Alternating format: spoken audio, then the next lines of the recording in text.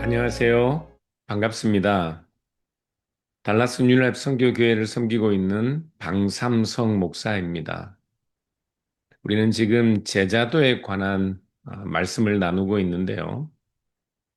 이 제자도라는 개념은 그리스도인이라는 개념과 별개의 다른 개념은 아닙니다.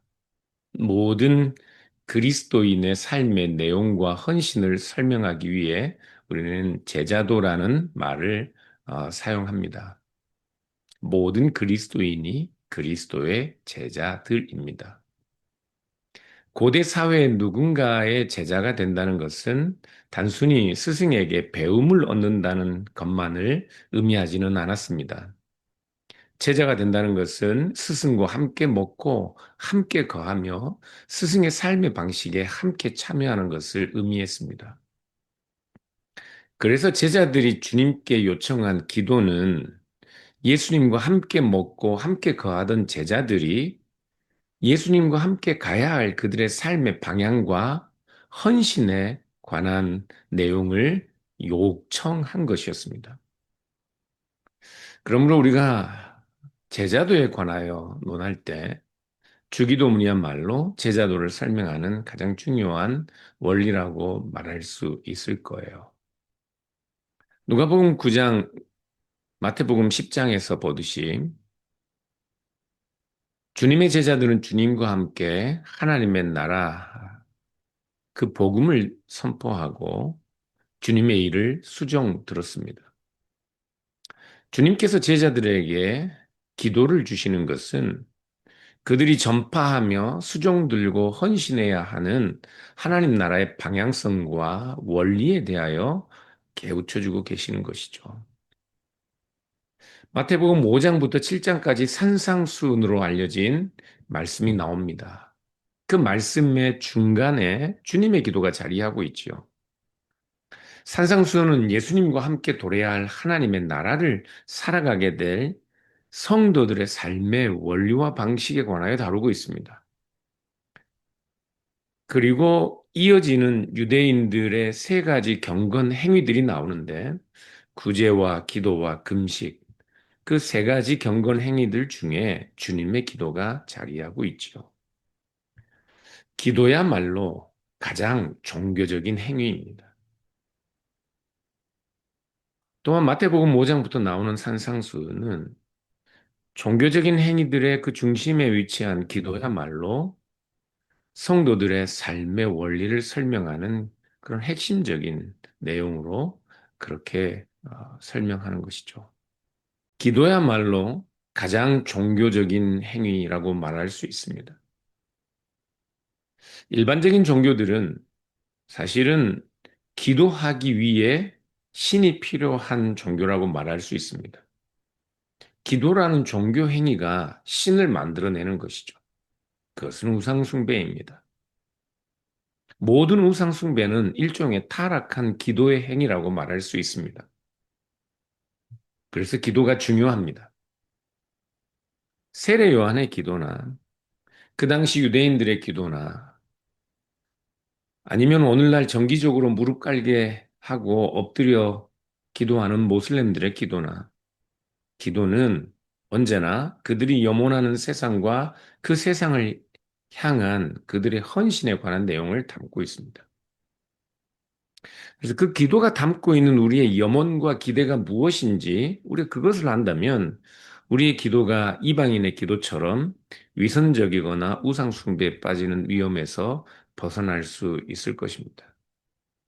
기도야말로 가장 종교적인 행위이면서 어찌 보면 가장 위험한 행위일 수 있습니다.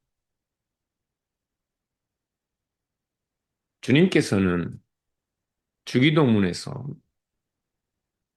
우리가 무엇을 염원하고 또한 우리가 헌신해야 하는 그 삶의 내용이 무엇인지 그것을 6가지 청원의 형태로 가르쳐 주고 계십니다. 이 6가지 청원의 형태를 지금 여기서 우리가 각각 자세하게 다룰 수는 없지만 우리가 기도 중에 하나님을 부르는 호칭, 하나님을 하늘에 계신 우리 아버지여 하고 부르는 그 호칭의 의미를 통해 우리는 주기도문 전체의 중요한 원리를 설명할 수 있을 것입니다. 누가복음은 그냥 아버지 하고 부르도록 가르치고 있습니다. 분명히 예수님 당시의 사람들은 아람어를 사용했기 때문에 지금 예수님의 말씀을 보면 아람어로 그들은 아빠하고 부르라 주님께서는 말씀하셨을 거예요. 그것을 헬라어로 기록하면 파테르, 아버지가 됩니다. 신약학자들에 의하면 흔하지는 않지만 유대인들도 하나님을 아버지로 부르는 경우가 있었습니다. 그러나 아빠라고 부르지는 못했을 거예요. 출애굽기 4장 22절에 하나님이 이스라엘을 하나님의 장자라 말씀하셨기 때문에 유대인들은 하나님을 아버지라고 부르며 자신들을 이방인의 압제에서 구원해 줄 것으로 그렇게 기도하고 기원했을 것입니다. 그래서 이 아버지 호칭에는 죄사함과 구원에 대한 개념이 포함되어 있다고 말할 수 있습니다. 누가복음 15장에서 탕자의 이야기를 보면 방황하던 탕자가 아버지에게 돌아오면서 자기 자신이 아버지의 아들로 일컬음을 감당하지 못해서 품꾼의 하나로 봐달라고 아버지께 말하려고 하는데 그러나 아버지는 이미 멀리서 미리 보고 달려와 그를 껴안습니다. 죄 용서가 아들됨을 가져오는 것이죠. 그러나 유대인들은 아직 죄 용서를 경험하지 못했습니다. 그들은 여전히 바벨론 같은 로마의 압제 아래 있었고, 그들이 아버지를 부를 때는 이방인의 압제에서 구원해 줄 것으로 기대했기 때문에 그들은 아직 죄 사함과 죄 용서에 대한 경험을 하고 있지 못했습니다. 그러나 신약의 그리스도인들은 하나님을 아주 친밀하고 일반적인 아버지 호칭으로 일상적인 아빠 호칭으로 부르도록 그렇게 초대되고 있습니다. 왜냐하면 그들은 그리스도로 말미암는 죄 사함의 은혜를 이미 받았기 때문에 그렇습니다. 사람들이 질문해요. 하나님 나라가 어디에 있는가? 나는 진짜로 죄 사함을 받았는가? 나는 거듭났는가?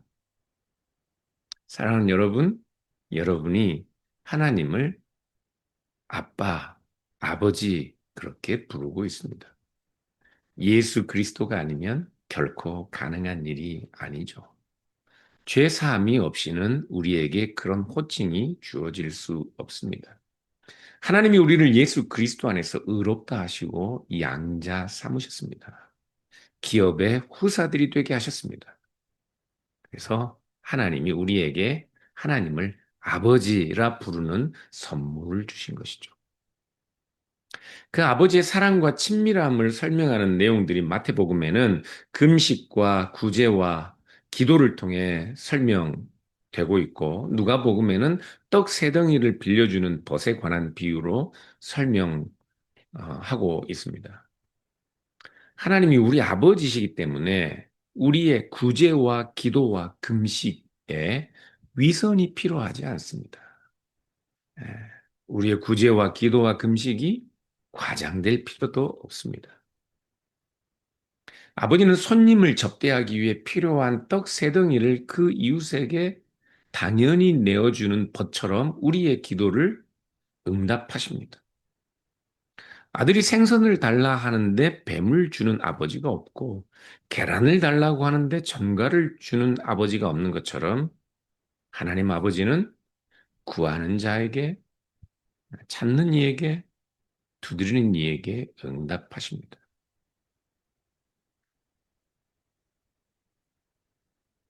그런데 왜 뜬금없이 성령을 주신다고 말씀하시나요? 우리는 생선을 구하고 떡을 구하고 먹을 걸 마실 것, 입을 것을 구하고 있습니다.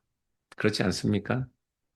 그러나 주님께서는 이 모든 것들은 다 이방인들이 구하는 것이라고 말씀하시며 누구든지 구하고 누구든지 찾고 두드리는 누구에게든지 열릴 것이라고 말씀하시며 그들에게 성령을 주신다고 말씀하셔요.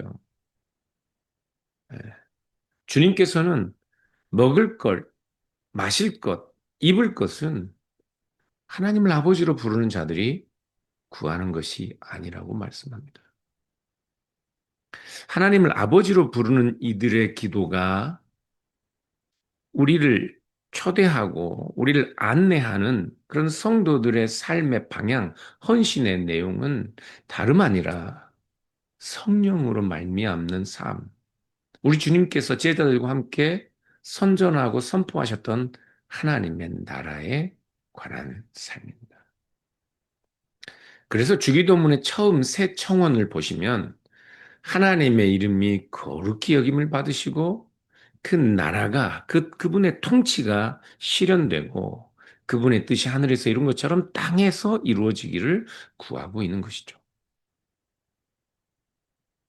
그렇게 기도하지 않으면 우리가 무엇을 위해 살아야 하고 어떤 일에 헌신해야 하는지 우리는 모르게 됩니다. 그래서 우리는 종교적인 행위가 필요하기 때문에 구제도 하고 기도도 하고 금식도 할 것이지만 그런 모든 행위들이 다 이방인들처럼 하나님의 이름이 아니라 우리의 이름을 내기 위한 행위가 되고 우리의 의로움을 증명하는 그런 수단이 되고 말 것입니다. 사도 바울은 우리에게 쉬지 말고 기도하라고 말씀했습니다. 우리가 쉬지 않고 기도할 수 있는 것이 있나요? 우리가 먹고 마시고 입을 것, 우리의 건강과 자식들의 성공을 위해 우리는 쉬지 않고 기도합니다. 물론 그것도 귀하죠. 그러나 여러분, 어떤 사람은 잘 먹을 욕심이 없고 그냥 하루하루 잘 살고 있고 또 지금 우리가 누리고 있는 것을 감사함으로 다 누리고 있기 때문에 더 이상 먹을 것, 마실 것, 입을 것을 구하지 않는 분들도 있습니다. 그분들은 매일매일 쉬지 않고 무엇을 구해야 하나요? 예. 그럼 기도하지 않아도 되나요? 아니요. 매일매일 쉬지 않고 기도해야 합니다. 기도는 개인의 안위와 행복만을 위한 것이 아니라 예, 그런 기도는 이방인들의 기도예요. 우리는 성령으로 말미암는 삶, 하나님의 이름이 거룩히 여김을 받으시며 그분의 통치가 우리 가운데 실현되고 그분의 뜻이 우리 가운데 실현되는 그 하나님의 나라를 구해야 하기 때문에 매일매일 쉬지 않고 기도해야 하는 겁니다.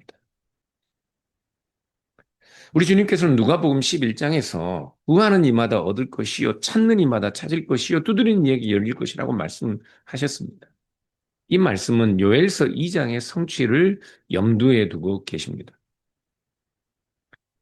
요엘서 2장 28절 이하를 보시면 자녀들, 노인들, 젊은이, 남종, 여종 여기에 거론되고 있는 모든 사람들은 힘없고 연약한 사회적 계층들 이런 사람들마저도 사람 대접 못 받는 노예들마저도 하물며 남종, 여종들에게까지도 하나님의 성령을 부어주시겠다고 약속하고 계셔요. 주님께서는 우리가 그 성령을 구하면 구하는 누구에게든지 차별 없이 두드리는 누구에게든지 그 나라가 열릴 것이라고 말씀하고 있는 겁니다.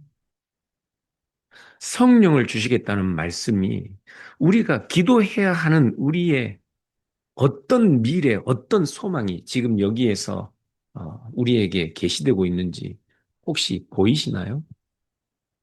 젊은 제자들에게 이 나라를 위하여, 이 하나님의 통치를 위하여 기도하도록 가르치셨던 것입니다. 그래서 마태복음에 나오는 주기도문은 하나님을 하늘에 계신 우리 아버지여 그렇게 부르도록 말씀합니다. 하나님을 우리 아버지로 부르는 사람들은 자신만의 세상에 자신을 지옥처럼 가두어 두지 않습니다. 그 지옥이 때로는 화려하고 편안한 여러분의 천국처럼 여겨질 수 있어도 혼자만 그 세상을 누리고 있으면 그것은 우리에게 복이 아니라 과요, 저주가 될 수 있습니다. 바리새인들이 만드는 지옥이 될 수 있어요. 하나님께서 하늘에 계시다는 말은 우리가 하나님을 아버지로 부르지만 친밀한 아버지로 부르지만 그분의 초월성과 은밀성을 염두에 둔 말씀입니다.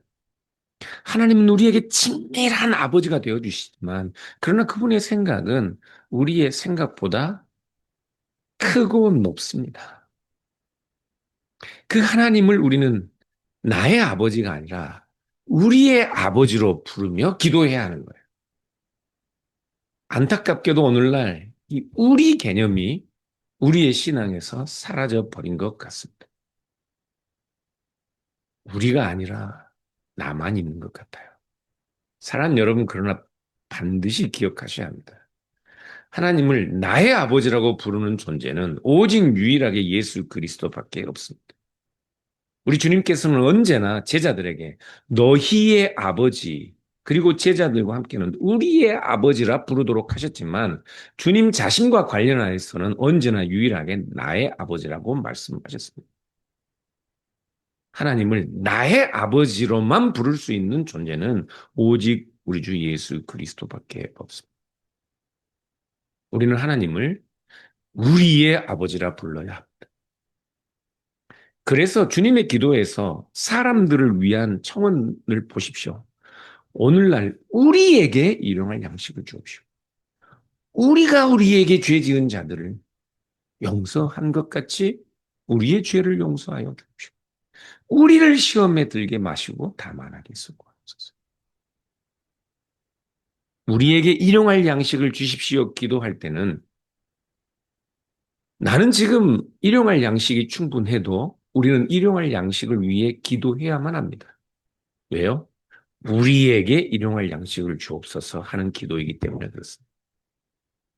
나는 먹고 마시고 입을 것이 충분해도 오늘 저기서는 다른 곳에서는 먹고 마시고 잊지 못하는 부모 없는 자녀들, 사회의 약자들, 남미, 동남아, 아프리카의 쓰레기 더미를 뒤지는 어린아이들, 팔레스타인의 전쟁 고아들, 그들을 위해 우리에게 일용할 양식을 주십시오. 기도해야 합니다.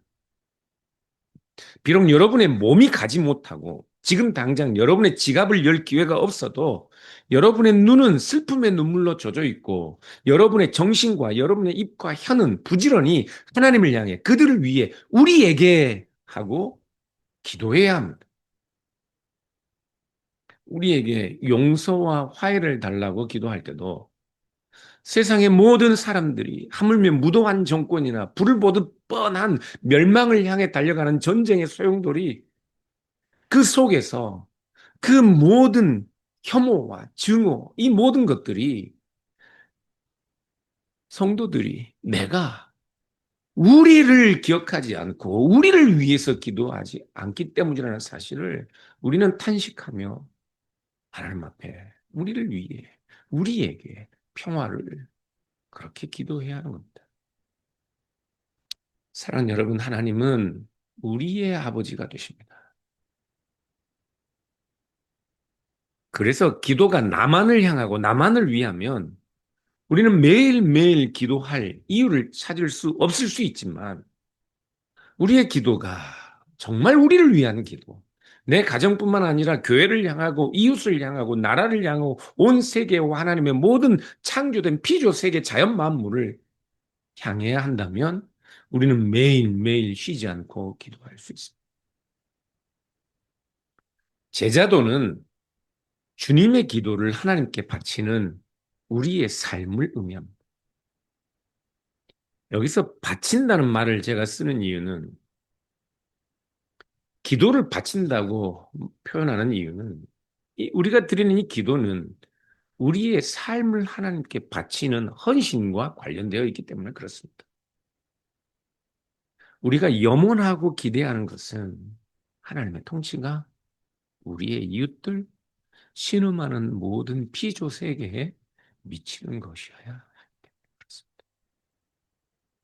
주님께서는 우리에게 기도하라고 이 기도문을 주셨습니다.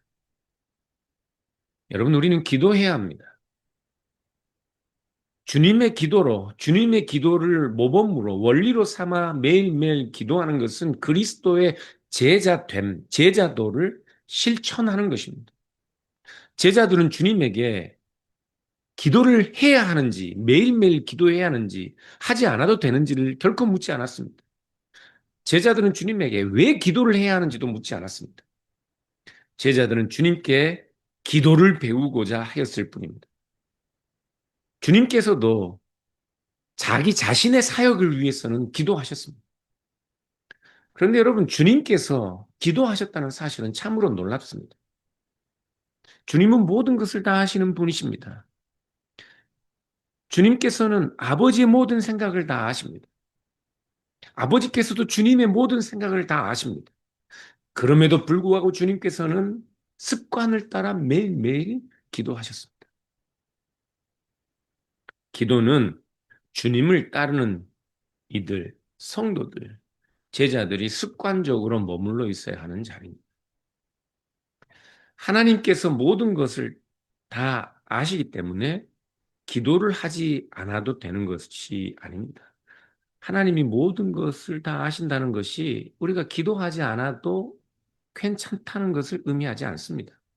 오히려 하나님께서 모든 것을 다 아시기 때문에 오히려 우리는 먼저 아시는 그 하나님을 신뢰하고 기도할 수 있는 것입니다.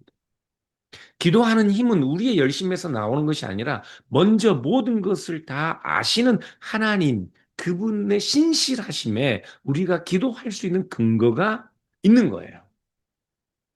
엘리야는 비가 올 것을 확신했습니다.